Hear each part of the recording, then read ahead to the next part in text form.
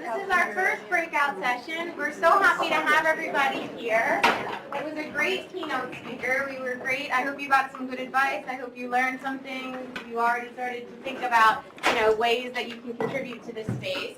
I'm very excited to introduce our next session, Unconscious Bias, Can Data Shine a Light on Our Blind Spot? I'm also happy to say that both of our speakers are from Villanova. We have Dr. Terri Boyle. She is the founding director of the McNulty Institute for Women in Leadership. This institute was created just last year, and it was created to foster women's advancement. So events like this, they're very supportive for us, and they're doing this through education, through advocacy, community, and also a network of sharing knowledge. So we're very happy. And our second speaker is Dr. Aronte Bennet. She is an associate professor in the marketing and business law here at Villanova. Her research specializes in customer behavior. She does brand relationships, research on corporate social responsibility, charitable donations, marketplace discrimination, and also brand perception. So help me in welcoming them to our first breakout session.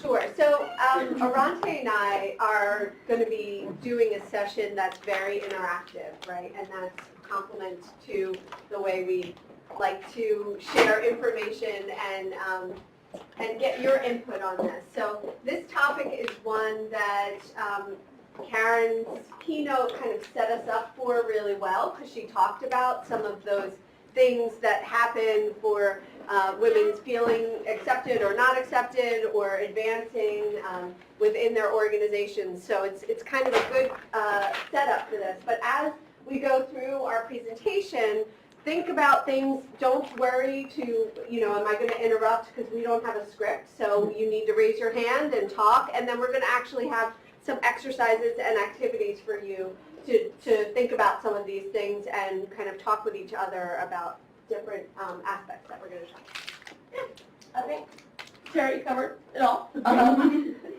So, again, it's going to be really, really informal, and we encourage you to ask questions and to lend us your opinions, because when doing so, we're better able to create a session that you walk away from informed and excited about. If we all sit here in silence, we'll spend an hour, 15 minutes with us talking. We'd much rather hear your voices and answer your questions. Yeah. So first question, what is unconscious bias? Who thinks they have some understanding of it, some thought? What have you heard about it? This is your test. Well, I can share one that I know I have, is that I recently looked at my team and realized I had actively hired everybody that was not like me, and I hadn't hired a single person that was like me. And my unconscious bias was staffing against my skills. Against your skills? Yeah, which okay. was, I didn't realize I had that until the... So you weren't doing it consciously? No, at all. Okay. Yeah.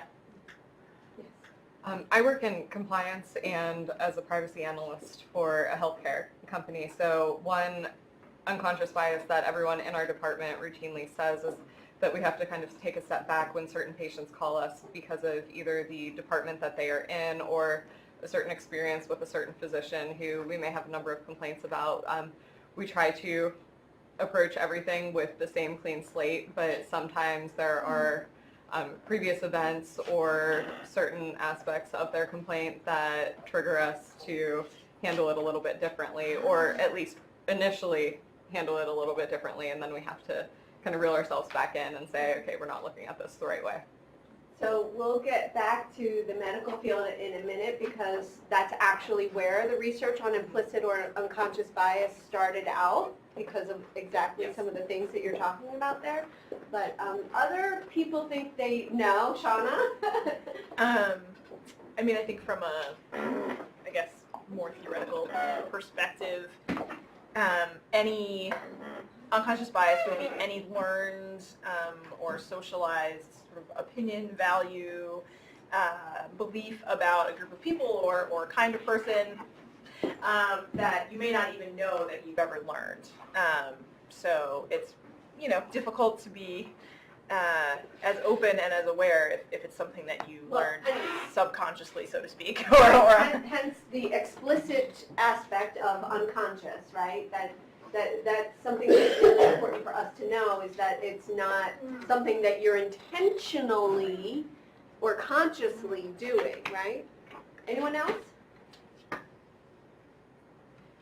So what it's important to know is that unconscious bias is a cognitive tool, okay?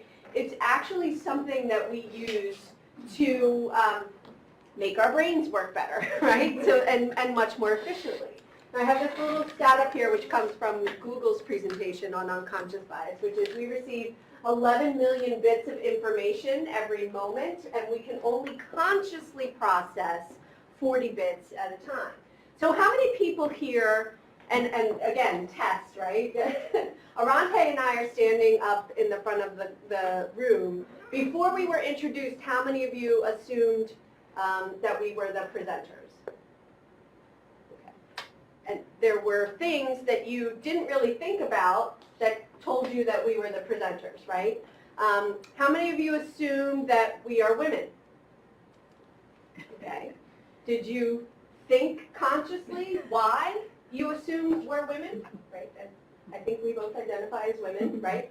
But there are things about us that you automatically made assumptions for, that your brain said, I don't have to worry about assuming all of these aspects of this person's identity or how to interact with them, or to know, to come up to me and say, hey, I think you're Terry, and I'd like to know if you'd like to engage with the Women in Science program, and right? You knew something, and it wasn't necessarily a conscious thought of how you figure that out. Your brain is doing this in a way to help you interact and understand. If you had to make a full-on identification of every situation that you went into, you would be impossible. It would be impossible for you to function. Okay, so that's why we use unconscious bias as a cognitive tool.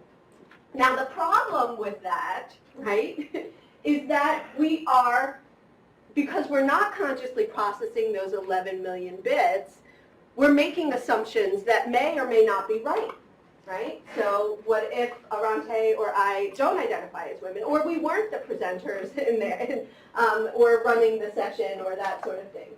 So the first thing to know about unconscious bias is that it's human, that we all do it. We have to do it. We have to do it in order for our brains to function somewhat efficiently. So you're biased. I'm biased. Okay? It matters. It's definitely something that impacts us. But it has negative and positive outcomes for every one of us. And there are certain triggers that make unconscious bias more impactful, okay? And a couple of the situations that you talked about are trigger type situations. So the first is certain emotional states. What sorts of emotional states do you think we would have if we're looking for increased use of unconscious bias?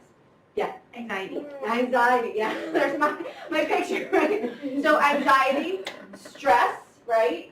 What other sorts of situations? Fear. I'm sorry? Fear. Fear, oh yeah. So those really, that when you're in an emotional, a high emotional state, that's when we use unconscious bias more so, because that inhibits our conscious processing, right? Those heightened emotional states inhibit our conscious processing. Distracted or pressured decisions, when you have to make decisions in a split second, like in the medical field, okay? People who are treating individuals are making those decisions really quickly. It's a life or death situation. When we're having to, edit a paper at the last minute, and you're trying to, like, you go through or review resumes for, I have hundreds of applicants for a position right now that I'm not going to be able to spend in-depth time looking at every resume unless that's the only job that I want to do right now. So I'm going to have to be pressured to make those decisions quickly and with less information than I would like to in those situations. Same thing with large numbers. If there's a lot of something, your brain, again, from an efficiency processing perspective, shifts into unconscious bias mode, okay? Clarity and ambiguity. If you lack clarity or there's ambiguity in the situation, your brain, again, defaults to unconscious bias to make the decision, right? So if you say, there's a mouse in the classroom, am I talking about a mouse on the floor that's like going after food, or a mouse with the computer, right? So there's ambiguity there. Your brain, depending on what you perceive about depending on what you perceive about the classroom, right? And there's ambiguity there. You're going to default to whatever your brain says is going on in that situation. Okay, that's a classroom. I know Bartley's clean, so it's a computer mouse, right? Salient social categories is another place where unconscious bias. What do you think I mean when I say that? Salient social categories. How about if I say the term woman? You all said you assumed that Aronte and I are women, right? There's something really salient about that concept that we have perceptions of. How about the term mother? Do you feel like you have a really good social category of a mother there? How about leader?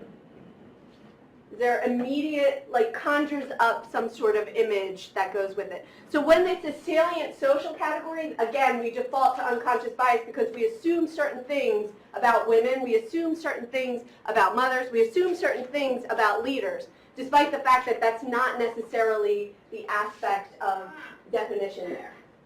And the last is the lack of feedback or data. Remember when Karen Reese talked about not getting good feedback in those situations, and then when we don't get good feedback, we default to unconscious bias because we don't have the data, so our brain goes, okay, I'm going to rely on what I think I know, which is, these default situations, and so when we have a lack of information or data, we default to unconscious bias. So this is just the setup before we get to discussion. There's a couple things, as I said. Unconscious bias is both negative and positive. We tend to think of it as fully negative in its impact, but it definitely has positive biases too, right? And we can't discount those because they play off of the negative biases. So when negative unconscious bias is present, it results in what we call micro-inequities or microaggressions, right? These are little things that add up, and the cumulative effect thereof is positive for individuals, right? Or negative, sorry. So these little tiny things cause others to feel devalued, slighted, discouraged, or excluded. They're little things, though, and often sometimes we go, did that just happen? Did I really read that way? Did that make me feel the way I thought it made me feel, right? And they impair or inhibit the performance of others. This is the workforce issue here, and education outcomes, right? It's often unconscious, it's usually unintentional, it's subtle, it's pervasive, okay? So it's not a one-time thing, because sometimes you'll hear people say, oh, come on, you have to learn to be able to deal with that. And it's fine if it's a one-time thing, but those of us who are experiencing negative bias, it's a cumulative effect over time of people constantly giving us these micro messages or micro aggressions that, and they're powerful as a result of that. The positive bias, though, is the one people don't tend to think about, right? And that is these micro advantages that are given to individuals who we unconsciously reinforce in a positive manner. So we validate and recognize others in positive and supportive ways. We enhance and enable others to perform to their fullest. So if we think about what Karen Reese was talking about in terms of the selection that male sponsors give for their chosen mentees, it's usually men. Are they consciously going, oh, I want to sponsor men? Maybe. But likely not. They're probably just feeling that that's who they're more comfortable with, etc. So they're unconsciously biased towards that. That's giving them a micro or macro, in some instances, advantage there. That's a positive bias. So you can't ever discount when you think about implicit bias that it's only having a negative effect. It's also being counterbalanced by a positive effect for certain groups or certain identities based on that. All right, so now we'll turn it over to Aronte. So before we get into our first exercise, I want to put a question to the group. What do you think some possible sources of these biases might be? Where do we get them from? Where do we get them? How do they arise? Experiences that we've had in our past Okay. impact us. So experience, maybe very memorable experiences. Our upbringing, our raising, what kind of a culture we were raised in, and what values were instilled in us Our from a community, young maybe even our family sometimes. The media? The media definitely has a way of suggesting things about certain groups, salient social groups. Mentors or leaders in your own industries or Mentors or leaders, right? All these places, ma'am. your friends. Your friends, right? They're all these places. And our friends may be as well or poorly informed as we are about others. So we have a way of collecting all these tidbits from external sources, and then we rely so heavily upon them when we're in stress, right? So as a consequence, these biases sometimes reflect things that have been given to us versus things we actually know to have happened or to be true. If you did deep down inside, I'm sure we all have some biases that we're pretty ashamed of if we think deeply about how we perceive other salient social groups. But now I want to turn it to a consideration of our own experiences. As a woman, so once you put on your woman's hat, right, we have lots of other things happening in our lives. And I respect that bias is an intersectional space, so bias can be at age, gender, race, religion, income kind of space. Today we're talking about womanhood in a particular concept. So as a woman, and no only woman in this room, which is, you know, interesting as a concept in itself. As a woman, what are some of the experiences you've lived or heard about when one of us has been subject to an unconscious bias? So just think about it for a second, and so maybe a lived experience, a professional concern, an industry stereotype, these things that we're always reckoning with as women. So think about it, and I'll open the floor for some of your ideas. If I had a dry erase marker, I'd use it, but I didn't bring one of those. Don't do one, that's fine. Okay, I can have one, so you can have one. You got my past before, I like markers. It's a thing I do a lot in class. It's easy to remember a playing, stay on track. Now that she's gone, no. So what are some of the experiences you've had? So I think this is one that I'm closing on myself, like I'm judging myself for, but I started a new job 8 months ago, and I got married 3 months into the new job, and I think for the last 6 months being in a relatively rigorous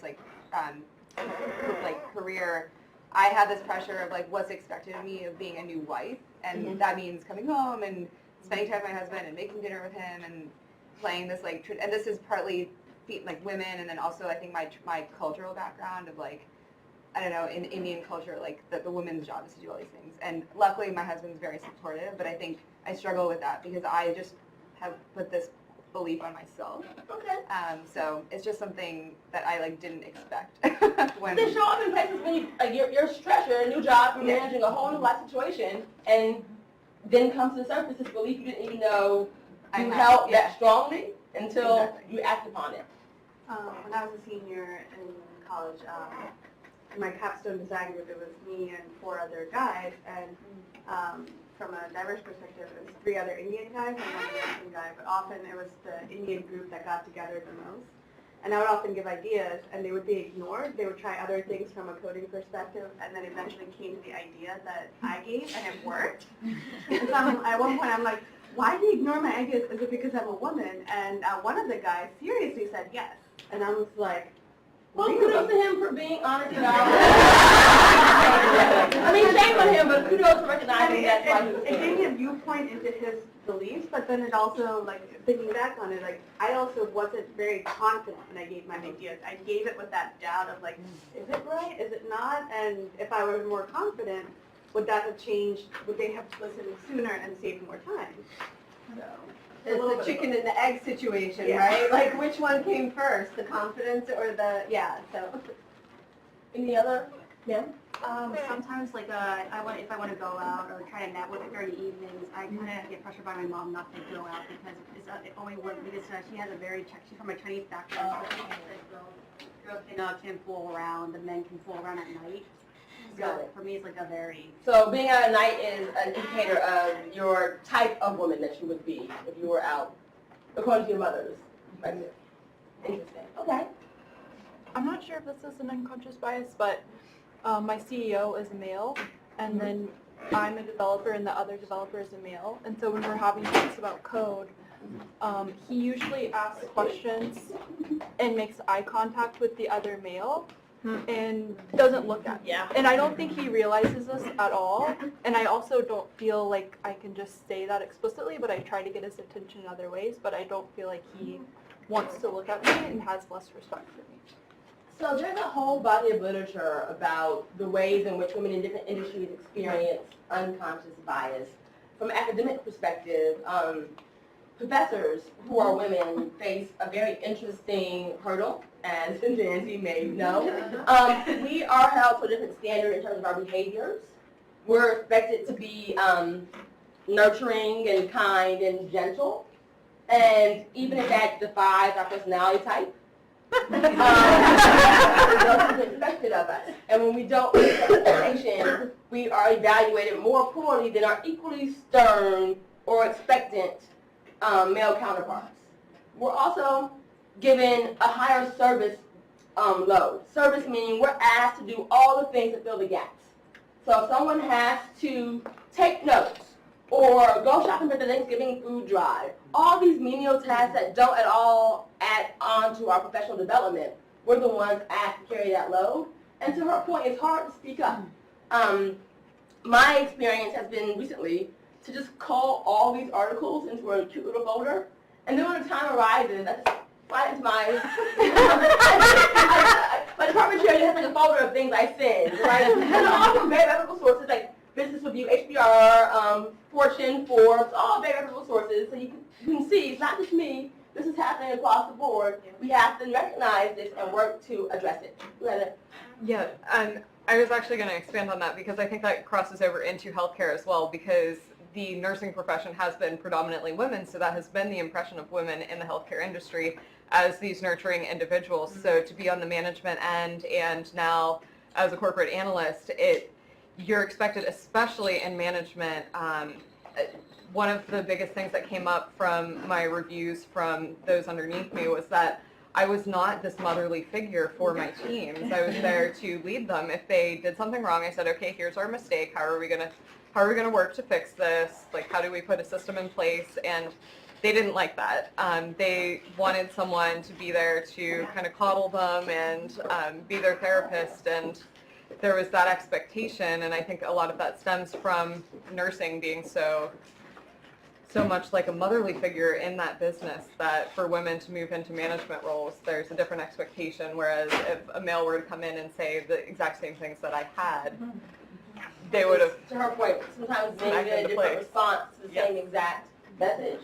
And in FinTech, there is this huge disparity in the way men and women are received, right? And the headlines reflect this. So, Financial Times, this time last year, tells us that even banks are on the low totem pole of diverse industries in terms of gender, right? But FinTech does even less good than do banks, right? So it's making its way, but it's doing so very slowly and facing some interesting thoughts. If you read the Google Manifesto, there was a young man who wrote a very long internal email about how he felt as if women were being given unearned privilege and passageway, and he wanted to reclaim men's rights. That kind of sentiment is what we are fighting against on a daily basis, and part of it is the idea of fear being what triggers these biases, right? So fearful of his position in this world, he has now triggered his bias that women are somehow being given the easiest way into Silicon Valley, which we all know is categorically untrue. As a matter of fact, in 2014, there was a study across MIT, Harvard, maybe NYU, a few very good schools. What they found is that only 6% of venture capitalists are women, and men are 60% more likely to get their project funded than are women. So if you think about FinTech, where you need a VC behind you to get your project off the ground, right? That's how FinTech works. You need a VC. Without a VC behind you, you can't make your next steps. And if they're all men choosing all other men, then we're at an innate disadvantage.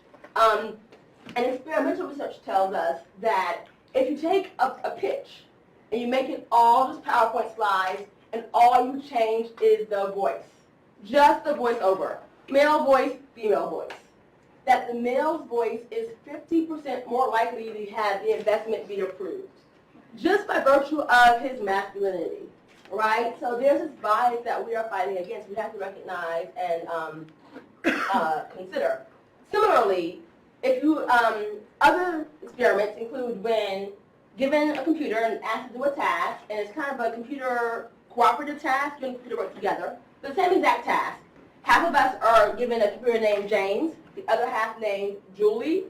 When you ask how well the computer did, James is always viewed as having done better than Julie did, right? And all that changed that we named the machine James,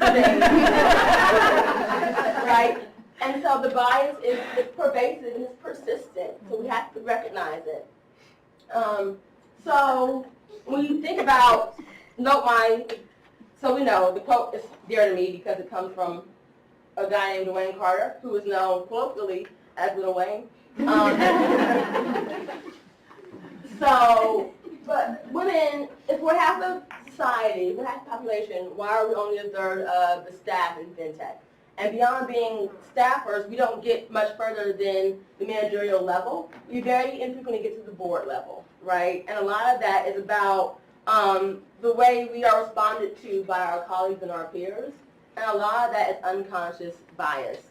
FinTech specifically, what are some of the biases you have heard of or know about that may be influencing women in a way that prevents us from climbing the ladder as far as we'd like to go? What things you've heard about or know about? Yeah. Lack of work-life balance. So Okay. Partnering that with the, to your point, a family life, a woman's expected to do X, Y, Z, so how am I going to do both? Okay, so part of it is an overall societal request that we somehow develop extra hours in our day to manage our families and our homes, or does our colleagues expect that we're going to be that kind of person? So in my experience, also working in FinTech, the whole industry is based off of constant change, right? Like this industry is being developed as we speak, and to succeed in that industry, I think it requires you to be a voice of change, which requires, I'll use the word aggression, right? You have to be willing to stand up for where you're going, where this technology is heading, and putting the resources in, and convincing people that this is the future. And I think self-consciously, we may not feel like acting that way is a benefit to us because it can be perceived as like you're being aggressive versus like you're being like assertive. Exactly. That's the bias. That's not even your bias. That's everyone else's bias. That is right. No, they view you as being aggressive when you're just asserting your knowledge for yourself. Your expertise. I know this for a fact. Like. Yeah. So it's either you either like self-edit or it doesn't allow you to progress because it's perceived externally the wrong way. Kathy? I can just share a personal experience. I worked in finance for 20 years.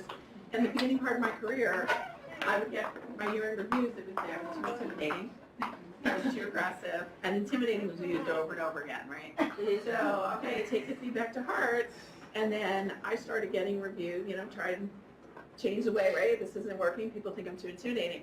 And I changed the way I maybe interact and was perceived. And I started getting reviews that said I was too nice. I had one where they called me a Pollyanna. Oh my God. So it goes back to, you hear the feedback around being one way. You try and, listen and understand. But it's, to your point around, there's like a narrower gap for where acceptable behavior is for women. And if you're too far one or the other, it's incredibly hard for people to to get past some of their own biases and all of our biases around that, and what that is, what's acceptable for women in the workplace. So just to kind of, tag onto the conversation, your reputation, your street credit, and your persona always precedes you. So if you are assertive, the word bitch comes up. Like, oh my God, she is such a bitch. Like, so does that mean Versus the go-getter. Yeah. Does that mean that you're a firm negotiator? That you stand up for what you want to stand up for, and that you hold the line? No, that means that you're somebody that's really difficult to work with and negotiate with. But if you're an assertive male, you get a different connotation. So your street credit and like your reputation, which precedes you, opens those doors because now you're a maverick. You know what, he did things that nobody else did. So that's kind of where the bias really gets you in that progression, because the doors don't get open to you because you've got, a persona attached to you now. Well, I think a lot of it goes more basic than that. Women are perceived, and girls, that they don't do well in math, they're not good with money, they're not good with finances. And I can tell you, I have a personal financial planner, and I wanted a woman, and when her and I talk, she tells me that clients call in and say, I do not want a woman as a financial advisor. There's just this perception that for years and years has been there, and it's how do you go up the ranks when there's that like bias that women don't do good at money. Numbers, like and numbers. Women can't be good with numbers. Which is hilarious because for decades we managed the household budgets. Yes. So, I know. We are masters at making. I know, and that's the thing that's kind of funny. But like I feel like you see it all the time. And also on a basic level, our appearance matters in ways that our males counterpart appearance might not matter. So there's a very narrow space between looking underdone. Somehow there's a way women can look like they're not ready for work, even though you got up, you combed your hair, you just didn't go, you didn't go the extra 5 steps that included makeup and a blow dryer. But you shouldn't have to, right? But if you don't, they might call you frumpy. There'll be all kinds of whispers about sharpening up. If you show up and you are dressed in the tees, then you've tried too hard, and apparently you're not that serious about your job. You were serious about your job, you would come and work less well dressed, right? So there's a very weird space, and we're judged instantly on it the way men don't have to worry about their haircut or their nail color or if they wear the same tie 2 days in a week, right? That's not a thing they have to worry about, and we're judged in a way that can adversely affect our trajectory at work. So it's not just men though, right? This is where it gets tough. So we're going for a rocky ride now, right? Terri has to approve this part of the talk. She said it was okay. It's not just men. We're gonna show you a video from Helen Turnbull from a TEDx talk in Delray Beach, and she talks about her own experience, her own bias against women, right? Because sometimes we're as culpable in the process as are our male counterparts. Afraid to press the button. You tested No, it. sorry. It worked. I don't, with the clicker? Oh, no, not, just, there it is, it's working. It was pre-9/11, and I had an unconscious habit that I didn't realize I had until that particular evening. When I boarded the plane, I would always look to the left and look into the cockpit, and on this particular evening, there was a woman sitting behind the pilot's seat. Now, she smiled at me, and I smiled at her. And then I sat down, and my stomach began to churn. And then my inner voice started to run like a ticker tape that said, oh my goodness, perhaps I need to change my flight. Really, a woman flying this plane to Fort Lauderdale tonight? A 757, a woman pilot? Now, I'm a diversity consultant, and I am not meant to think like that. So I then began to examine, what is happening? Why am I thinking like that? And I realized that I had a blind spot, that for me, the image of a competent airline pilot looks like this. He's tall, he's male, he's white, he preferably has silver gray hair. Now he could fly the plane. I wasn't sure that she I'd like to share with you some of the data from Cognizant, my unconscious bias assessment tool. This is aggregate data from quite a large number of people from different client systems. And what you're looking at is 70% of this group were men and 30% were women. And what you can see in these results is that the men said that men exhibit leadership qualities greater than women do, that men are more assertive than women, and that men are more serious about their careers than women. However, they also said that men and women were valued equally for their revenue generation skills and were equally likely to be allocated major projects. But let's look at what the women said, the 30% of the group that were women. It may surprise you to see that the women also said that men exhibit greater leadership skills. The women also said that men are slightly more serious about their careers than men, and the women also said that men are more assertive than women. They did, however, disagree with the men on the issue of being valued for their revenue generating skills and being valued or likely to be allocated major projects and clients. Now, how can this be? That's the end of it. I was in Dallas. So,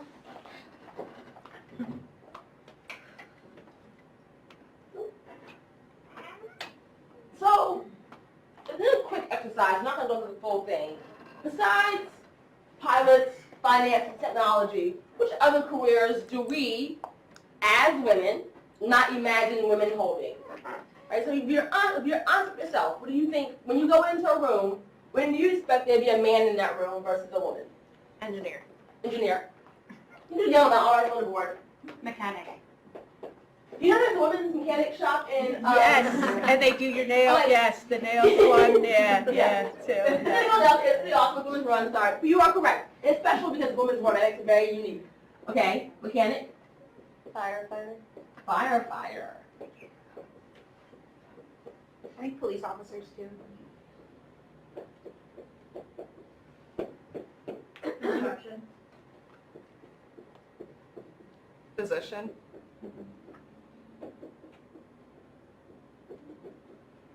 I'm going to go and put Dean on the list. Sorry, Dean. President there too. Yeah, all of them. Oh, I'm going to put president with the big P, like president of the United States. President. Right. There are lots of these spaces where we are facing our own biases, right? And we can sometimes be our own enemies when it comes to that, because when given an opportunity to help someone achieve their professional goals, we might not view them as the natural candidate because it doesn't feel natural to us. And there's a way for us to understand our biases. Terri, do you want to go into detail? Sure. Well, no, I just put this on. We won't have time to take this, but I know Aronte's used it before. It's kind of the gold standard. Harvard has the implicit association test. It's really great because if you take it, you can follow this link, but even if you just Google implicit Harvard, you'll come up with it. And what it does is it puts some of those trigger situations in place, so you have to make a quick decision. It has salient social categories, etc. And you have to test your own biases and responses to it. And once you go through it, you come out at the end with an assessment of your own implicit bias. And it is amazing. And again, as people who may or may not be experiencing those negative biases, it's really hard to hear that you are biased in this way or you are not. So I recommend everybody do it when you have like a good 10, 20 minutes to sit down and process it. Not to put her on the spot or anything, but I know for certain someone in this room has done the IAT. Jessica is, I know you did that too. Jessica was in my class last semester. It was one of our assignments, right? So, and it was consumer behavior class. The idea of understanding that you have these attitudes that you might not be able to verbalize that exist. And these, over the years, this test has gotten far more into salient social categories. It used to be really superficial. Right. I took it like, I took it in like, I don't know, 2006 for the first time. And I options were boxers or briefs, right?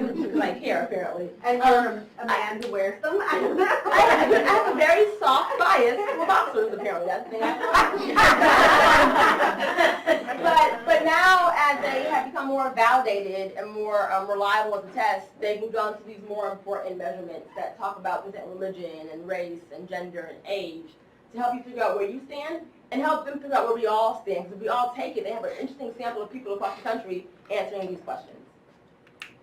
Now, there's a famous Canadian man, Justin Trudeau. He's the Prime Minister of Canada. He's also easy on the eyes. But his cabinet was appointed, and he appointed 50% women. He went in and intentionally made his cabinet half male, half female. And when asked why, he said, it's 2015, why wouldn't I? Right? I wish everyone saw the world that way. They do not. You can't go around saying, you know, welcome to 2017, join the club. That's not how it works. We often need a business case for why we want to have women at the table, right? And what we know is that if you are in an innovative industry, your whole job is to redefine the status quo. You're always offering disruption. And disruption requires understanding all your consumers. If everyone making choices is male, you only understand half of your consumers, right? So if you have women in the room as well, you get a better view of your customer base. You make better products, better able to reach more people, and thereby more profit, right? Profit is always the underlying motivation here. And firms with diverse leadership teams are just more profitable. They make more money. What we know is that the returns of firms based on women on the board, if there are no women, the returns are okay, just 0.5%. You add 3 more women and the returns skyrocket to 10.4, right? They almost double.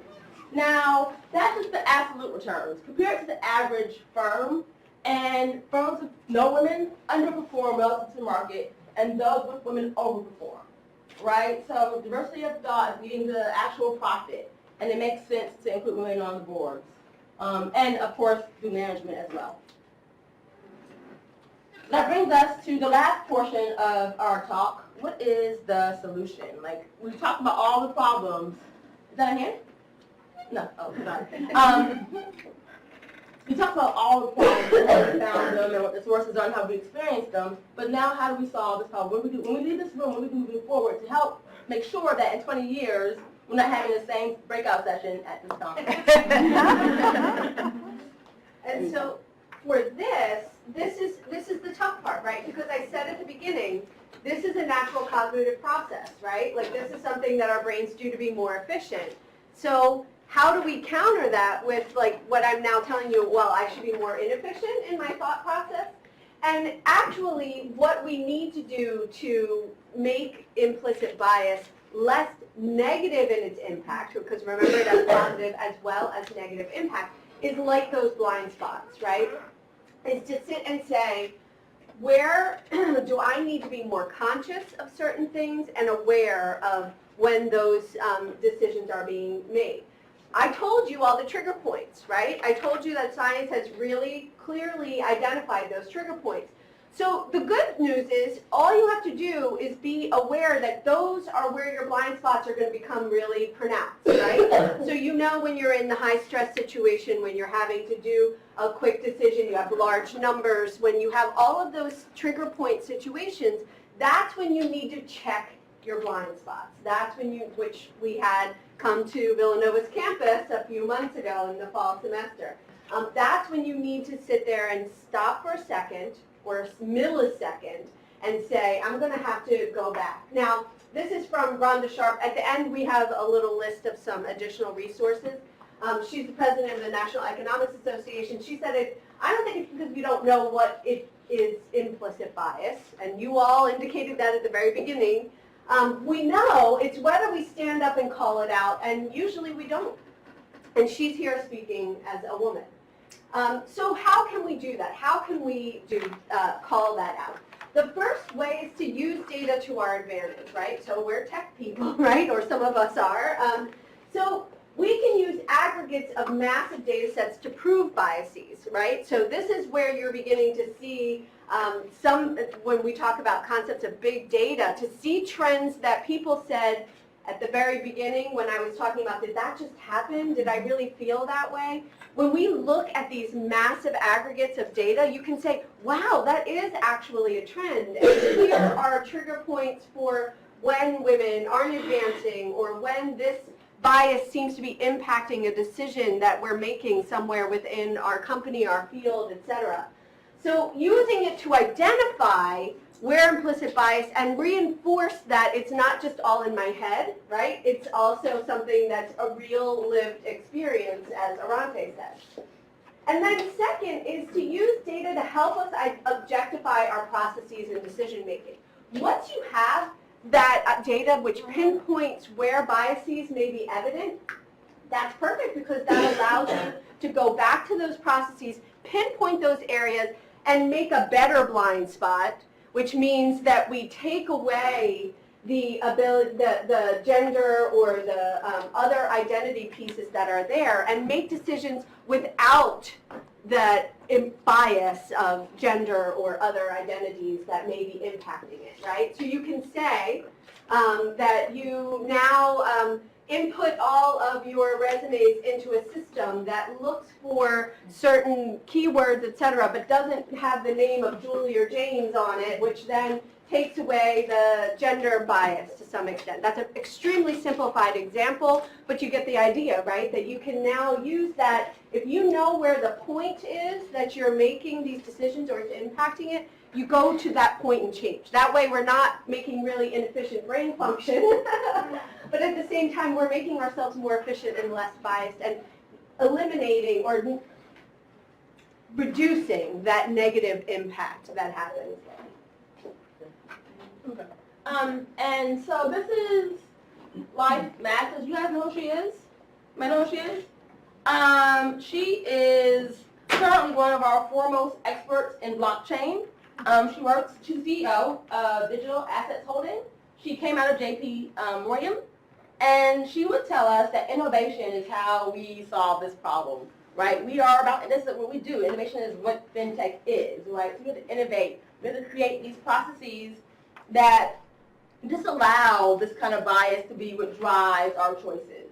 So innovation in the way people get promoted, right? So promotion from plucking from up high and bringing you up, or it's a team effort. So if you have a large number of women at the bottom level, if teams decide to get promoted, you get more women pushed up than pulled up, right? So you have the choices made from the bottom to the top. I want to leave you with a thought. And it might feel lonely sometimes. You might look in the room and you realize that you are the only woman in that room if you've been there all day and no one else has come in and anything at all like you. Right? But know that you're not all alone. There are quite a few women in FinTech who are trailblazers. So there's Life. This is Lucy Peng. Lucy Peng is, one, a co-founder of Alibaba. Alibaba being the biggest retailer in the world. She's also now the CEO of Ant Finance, their FinTech arm. Lucy is a billionaire. No, literally, she is a billionaire.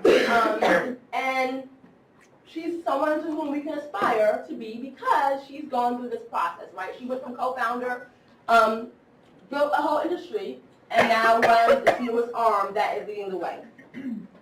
This is Kelly James. Kelly James is CEO of Mercuris. Mercuris is a firm that creates a trading platform for non-GMO goods, right? So again, if you're looking for a way to go, the path has been blazed already, you're not going alone. And lastly, we have Julie Chavez, who is on the executive team at Switch. Switch runs data centers that help FinTech happen, right? So they are the underlying infrastructure for this whole industry. So at every kind of turning point, there are women at every level who are doing this. You're not alone. You just have to be mindful that biases can work against you, but you can also be working to silence them and to blaze your own trail. So now, That's our goal. That's our goal. Equality is our goal. So these are some of the additional resources that I talked about. If you haven't or you're interested in reading more, I have tons of stuff. I'm sure Aronte does as well. These are just a few pieces that if you're interested in looking for them, we can provide them to you, but we recommend these. Thoughts, questions? This is our discussion time.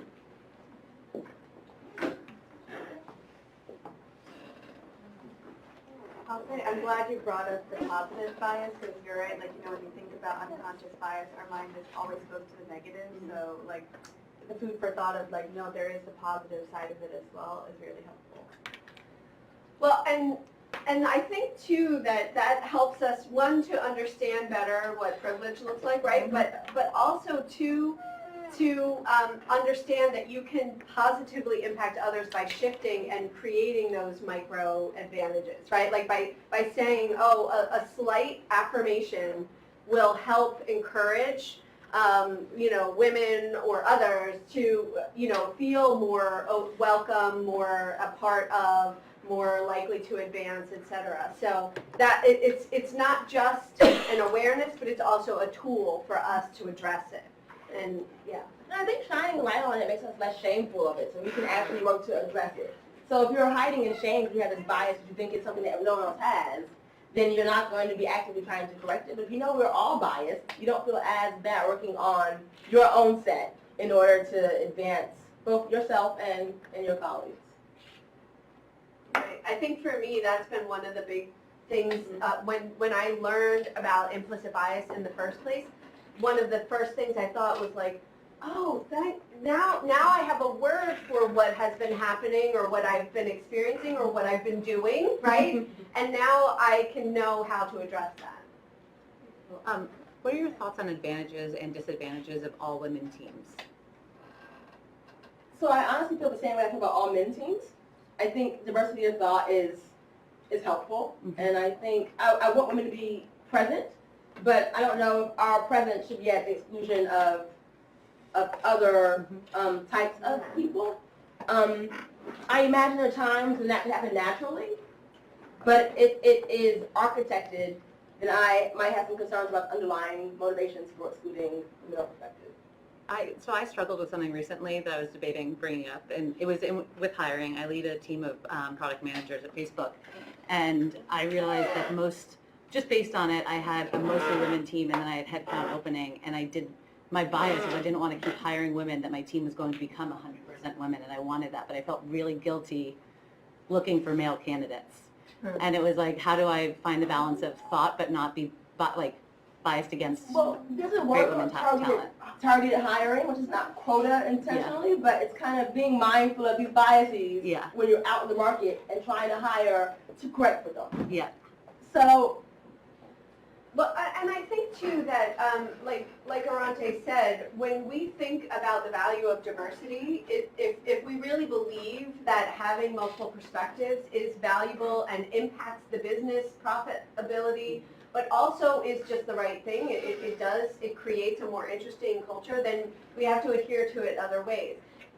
I get asked a lot as, you know, the Institute for Women's Leadership, is this just for women? Is this, you know, what do you think about women's groups within organizations, et cetera?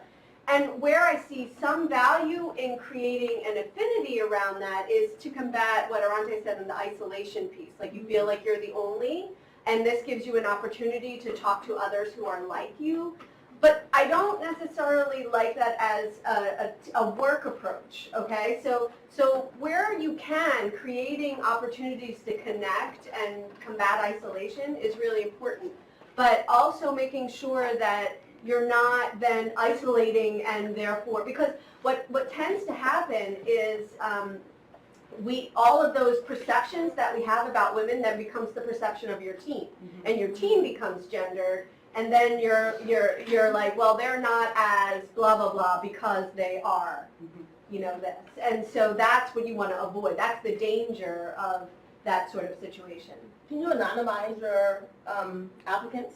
Is there a process where you can anonymize the resumes before you? I'm sure I could ask her And about then, that. then if you choose a woman, it's just because she is the best in the pool. yeah. There goes your shame or your concern, right? Because she just was the best. Yeah. And happened to be a she.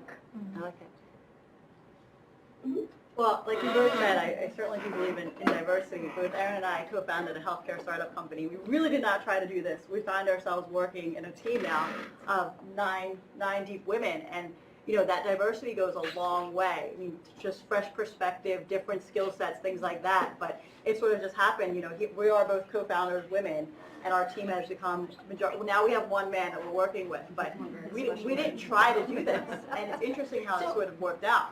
There is an interesting trend that, and this relates a little bit to Karen's talk in the keynote, that when a company, an organization, or a team is seen as welcoming and friendly to women, to any other identity that may otherwise be underrepresented, you see more and more of those people wanting to work, because like she said, if the culture is there, then people are going to want to be a part of it, and you're going to attract talent that way. And that's in part an argument from a talent driver perspective to create that culture that attracts more people who want to work there. I've seen that in some of my own research, where women will shift and look for places where they can be successful. I mean, that's the thing. It's not, women aren't looking for an easier route, right? They're not looking for, like, not wanting to do work, which is the perception a lot of people have, and like the opt-out option, like it's just too hard, I don't want to do that. That's not the case. They want the hard and the challenge, but they also want the path to success. And so when you start to create yourself and build a reputation as a place that's good for women, then people will come, and then you end up with that situation. I also think these two scenarios illuminate the fact that these biases happen kind of naturally, and our in-group, out-group behavior is so innate that we don't even recognize that it's happening, but we have a slight preference for those who are like us. And because women are not at the top, we don't see the same kinds of executive boards forming. But when women are at the top, I think you see more diverse boards, because you start looking for people who are like you see the value in them that may have been overlooked. So what you might feel is you being, biased, you're just seeing value someone else might not have seen, because they devalued those candidates. I love the discussion of how data can allow us to, I don't want to call it, ammunition is the first word that came to mind, which is not the word I really want to use, but bit of a violent metaphor, but it gives us the resources to be able to make arguments that, by nature, implicit bias is hard to see. And so to try to have these conversations in certain groups can be difficult. And so I love that discussion of how data can help. And I'm wondering if if you don't have a right answer, this is totally fine, but I'm wondering if you have a sense of how qualitative, descriptive kind of data, obviously it wouldn't be as big or as all encompassing, but how stories, can help. And I'm thinking of this in relation to all of the testimony we've been hearing, not just literal testimony, but all the testimony surrounding the Me Too movement, and how that's created this ability to make arguments about harassment in the workplace. I don't know, there's something there that I think is interesting. I'm curious about your thoughts. Whenever I work with organizations on systemic change for equity, right, so, and that's the way it has to happen, you have to change your system eventually, right, is to use both, right? So you use the data to pinpoint it, but then you use the qualitative research, or the stories, if you will, to flesh it out, right? So you can say, okay, here's where something's happening in the data, here's a moment that we're making decisions, but then you go back to the people who were interviewed and you say, well, what about that interview process made you do this or that? And that's where they really work hand in hand. And it gets back to diversity of thought too, right? So then you have people who prefer data and quote-unquote objective facts, and then you have people who prefer to know what's really going on there in terms of the story or the lived experience. So I always recommend you do both, and if you only do one or the other, you're always going to be vulnerable to the non-believer who's going to say you either didn't get the right data and it's just people's stories, or that data doesn't necessarily tell me what's going on, it just says something's going on. Nice, thank you. As a student, working on networking and meeting professionals, I feel like I have an unconscious bias to be able to easily go up to a woman professional a lot easier than a male professional. which I feel like I wouldn't have if I wasn't more like the same age as me. Do you have any advice on like how to go about that? Because I feel like it limits me not just because I'm like meeting less people like in general. Well, I think you recognizing it is an amazing first step, that you're cognizant of this difficulty you're facing. Maybe you challenge yourself at each networking event to talk to as many men as you talk to women. So it's kind of like the idea of target hiring, right? When you say, okay, if I'm going to see a woman and talk to her, now I have to kind of balance that by talking to a man. And that gives you a goal, and one that's very easily attainable, right? And then it just keeps you on your toes. I'm very goal-oriented. I need like touch points and goals to make things happen for me. I like that, because you can also look for situations where you feel more confident about it. So maybe if it's, now think about networking events, right? People are usually in groups, they're talking together. If approaching an all-male group is too difficult, look for one that's mixed gender so you can kind of break in a little more easily, and then but don't just look at the woman, right, when you're talking. As somebody else was saying, people only look, they don't look at me, right? Like, they don't look at me. So make sure that you try and make more eye contact with the others in the group. I was just going to add one thing, since you, Becca. Ask a woman who you know to introduce you to a woman that you want to meet too, right? Like so you don't have to do the cold intro, and you can have somebody who you know or you feel comfortable with introduce you, which then is like a nice, easy way to get into a conversation where you don't have to go up alone too. That's great, Kat. I think it's interesting that you brought up that question, and also I'm looking at that list of different career fields that we usually typically expect men to be leading, and how a lot of times when you brought up that we as women have biases against one another because we're almost harder on one another or more intimidated by a woman for some odd reason, that we have these outstanding expectations of them to be a dean or to be a president or to be an excellent firefighter, and it's just this. It's almost, it like irks me so much because we should be empowering each other and getting us to those levels. But if we keep talking about it and say, oh, poor us, but then we, when somebody reaches to be the dean level, we're really hard on her. Yeah, remember that. It's so, frustrating as women when we. It's not odd, though, Christine. It's not odd that that happens. That is actually part of systemic oppression. That, like to risk sounding really social science oriented, but, that is actually a component of it. It's a lot easier for people to stay in the less powered position when we're fighting with each other, and it's a lot easier for the people in power to let that happen than it is to fight the man. Right, which is where the term comes from, right? Like that. So it's actually not odd. It's actually intentional and part of that. So we have to fight that ourselves, right? And say that if we're going to change the system, we need to, provide more allowances to each other to get away from that horizontal oppression, right? And think about ways that we can, be supportive of each other, no matter our difference, no matter if Joyce approaches something differently than I do, or whatever, that we're saying, support and think about difference and value difference even within your group, not just with others, right? Yeah, I was just going to add, I would encourage everybody to do the implicit, bias test, because, and we could have everybody in our organization do it, because every single day, we all have these biases. It's not just obviously gender, which is what you're focusing on, but biases about age too. I see a lot of young age bias. We expect somebody to be a certain age to be at a certain point. If they're younger, then that's a problem. So there's so many of these. But I think if we all recognize those, that's really helpful for every day keeping yourself in check about what's going on, and then having your leadership team do the exact same thing so they can be aware of what those issues are. And I would just say to Becca's point, no matter at any point, I run into the exact same thing.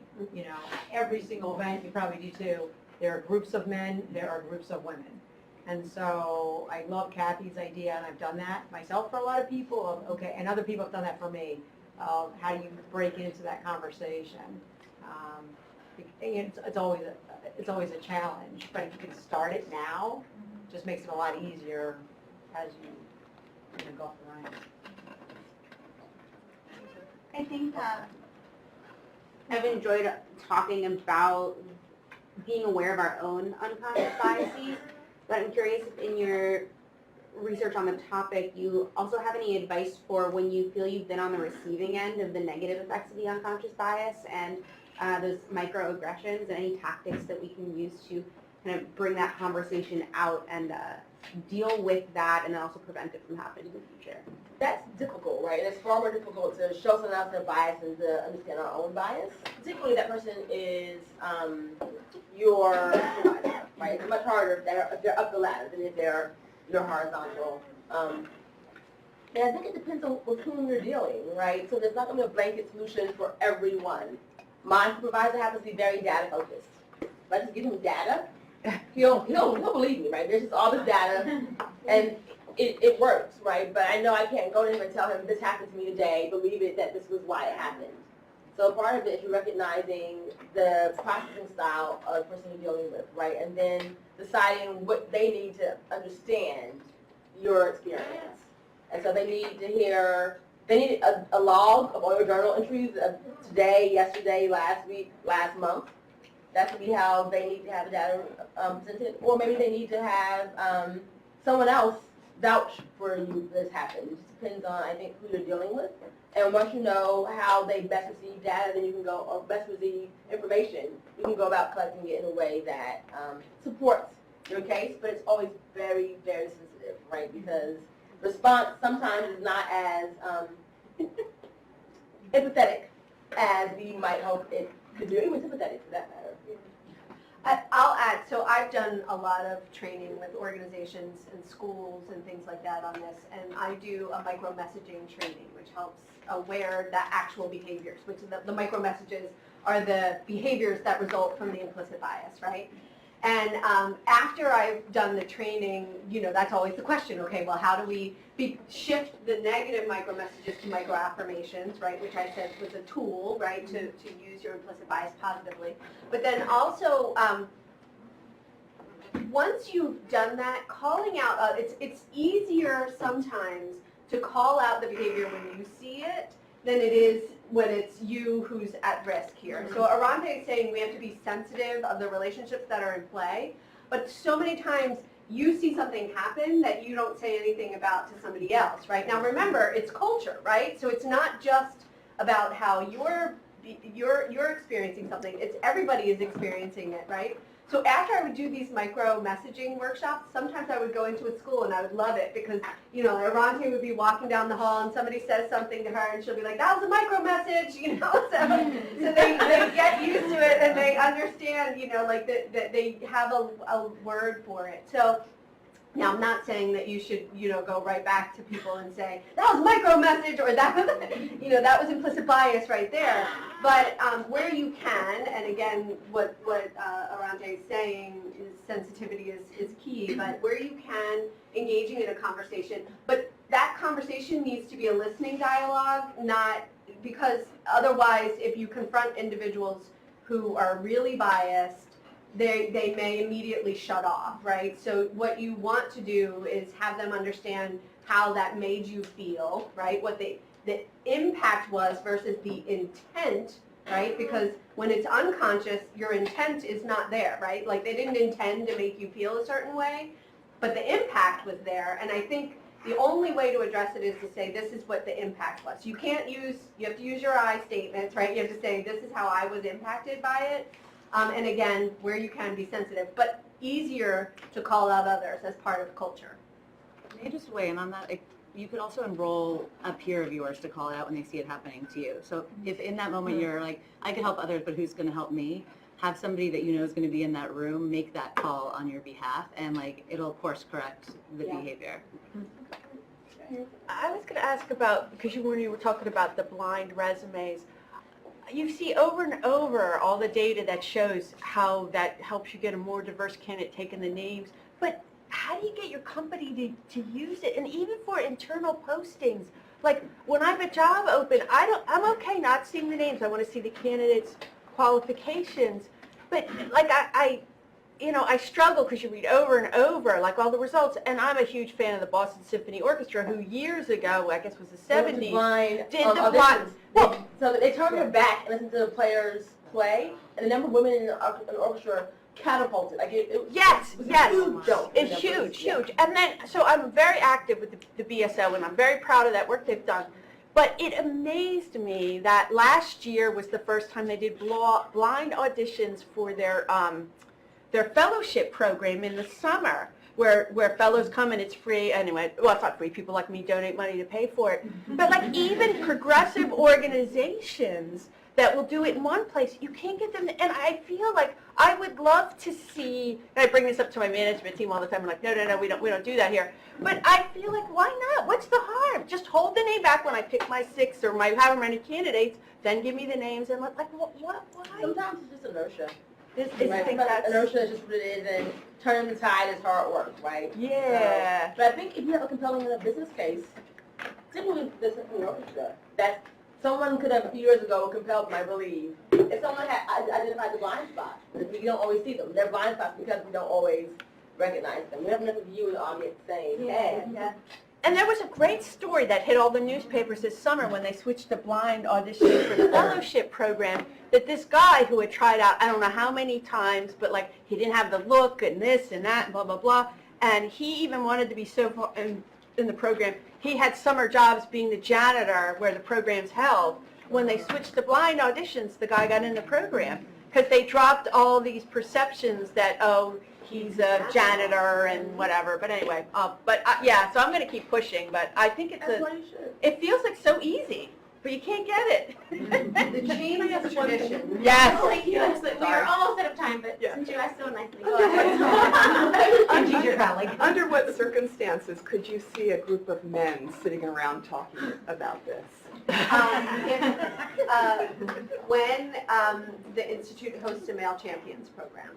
So that's one of the things that we're working on, and we've already identified some men that are going to, but that there are people who are concerned and interested in this, both from the business case but also from the idealist case.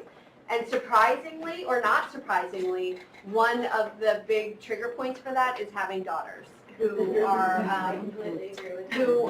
in, and there's tons of research about CEOs and pay equity if they have daughters. There's, and it's amazing, but when men see their daughters as having opportunity or not having opportunity, they get this, that they don't get from maybe their partners or peers. So anyway, And I'll say that we see that from a lot of prospective fathers of their students or fathers who have daughters in the school who are big champions for what are you doing in terms of diversity, and it's just really interesting. Yeah. I want to thank everyone for coming. The discussion was great, especially our 2 speakers.